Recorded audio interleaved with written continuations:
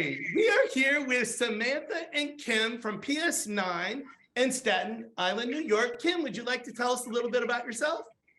Hi, sure. My name is Kim Molloy. I teach first grade NEST here at PS9, and I've been working for the DOE for about 17 years. I'm Samantha Sahota. I teach second grade NEST, and I've been working in the DOE for 12 years. Talk to us a little bit about what NEST is, because folks listening might not know. So the NEST program is a program that's run with the DOE in New York City in conjunction with NYU, and we work with kids on the autistic spectrum. The model is a micro ICT class. So depending on the grade level, you would have 4 to 5 children on the spectrum, and then the other half of your class would be general ed students. Awesome. Well, thank you for giving us that information. Today, we're here to really dig into a strategy that you've been using. I don't even know how long we've been partnering together. It feels like a while, right? Yeah. As long as we've been at the school, for sure. Yep, definitely. Yeah. How long have you guys been at the school? So I've been at 9 for 7 years. And I'm at PS9 for 6 years. Yeah. So I think we have been partnering almost since the founding of the school, or pretty close. Mm-hmm. The strategy that Samantha and Kim are going to kind of explain is a strategy that we talk about in the Amplify book.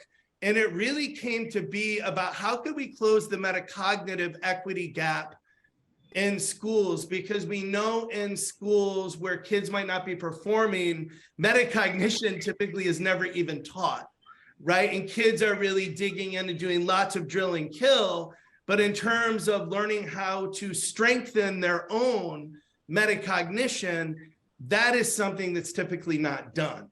So talk to me a little bit about the strategy or the approach that you're using to strengthen metacognition with your kids. Yeah, so we started with the Riskometer a few years ago as a whole class strategy. So we had the Riskometer as a way to help our kids be more welcoming to a productive struggle, and being able to acknowledge that sometimes there are some tasks that are more difficult for us that might not come as easily, but being able to persevere through those tasks and understanding how a task could start out high risk, but then as you work through it, it might move down the scale from higher risk to low risk. Mm-hmm. So we've been doing that for a few years, but then this year when we started working with you all about the metacognition cycle, we kind of noticed how the way that we do this whole class could really be individualized. And be able to really mirror the steps of the metacognition cycle on this concrete visual. So we started with just really thinking about how we can take the high, medium risk, and low risk language and give really specific strategies for each one. So if this is a task for you that's personally high risk, we gave them like a strategy. So it'd be, if it's a high risk task, we ask them, who is a person that could help me? So that they know what people are in the room, if it could be another teacher or a student coach, but what is that would be like the specific question that they would ask themselves if they find this task to be high risk. So if I'm hearing you right, you give a task to students or some sort of learning experience, and in the early stages of introducing that task, the kids are asked to rate the task from high risk to low risk. How does that work in the classroom? Like, what are the moves that you make as a teacher to get that kind of conversation going? So before they even began, we wanted to just check in with where they were personally that day. In first grade, coming off of the homeschooling with COVID, some students in and out, we thought it was really important to, check in on their social emotional well-being before we began a task.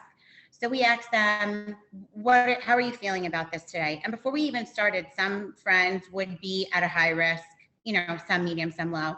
And if they were at a high risk, we just kind of checked in and we said, why are you feeling high risk about reading today? We haven't even started.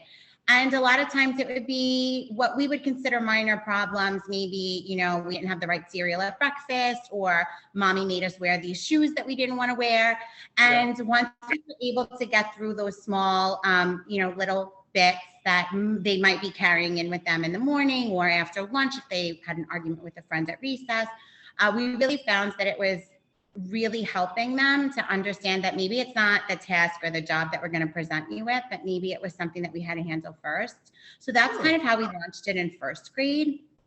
And So what then, I'm hearing you saying is in the very early stages, it was more just checking in with them before Reader's Workshop, not around any specific task, because you wanted them, what I'm hearing from you is you wanted them to be aware that there's lots of things in life that could impact your learning, and to be really aware of these other things that might not have anything to do with the task at hand might be the thing getting in the way. Is that something that the kids started to realize?